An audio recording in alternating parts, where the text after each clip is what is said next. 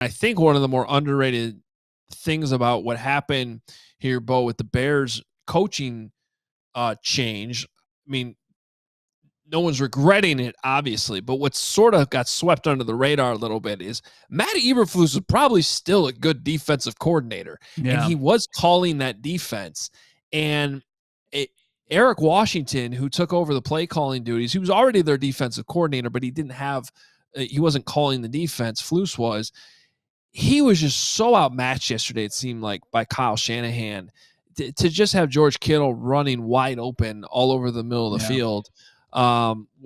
It just, but also from the player standpoint, like there still seemed like there's plenty of defensive talent out there that it shouldn't have been that bad. So I don't know. I don't know if this is the 49ers picking it up, but I would probably, to answer the question I asked Zach earlier, put that more on the Bears, just kind of no showing, than some sort of renaissance that's coming here from San Francisco. Yeah, maybe it was unfair to think like an interim head coach could go into San Francisco. Like the continuity there on that coaching staff that's been in place for so long, and Shanahan can't discount what he's able to do, coach him up. And I know the 2 weeks previous, 25-point or more losses that they sustained, like Buffalo is just a nightmare situation for them. Going in, you got that snowstorm going, their roster's in disarray.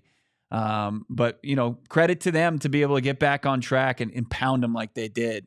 Brock Purdy had his best game probably of 2024, and Jawan Jennings has emerged as a real good wide receiver in place of Debo and those guys. So he said Kittle 151. I mean, in Garendo, it doesn't matter who you put back there, and Kyle or Mike Shanahan offense, they get production from the running back room. So this division can continue to cannibalize itself. San Francisco and the Rams have a big matchup coming up this week. They could even things out, get them to 7-7. The Cardinals could beat up on the Pats and go to 7-7, and then the Seahawks have a game against the Packers, and things continue to be muddled up in the NFC West, and we need to go on to the next week and see if we can find any more answers.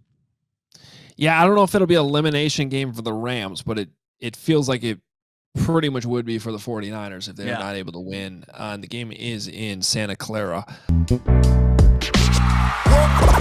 all silly like the mayor.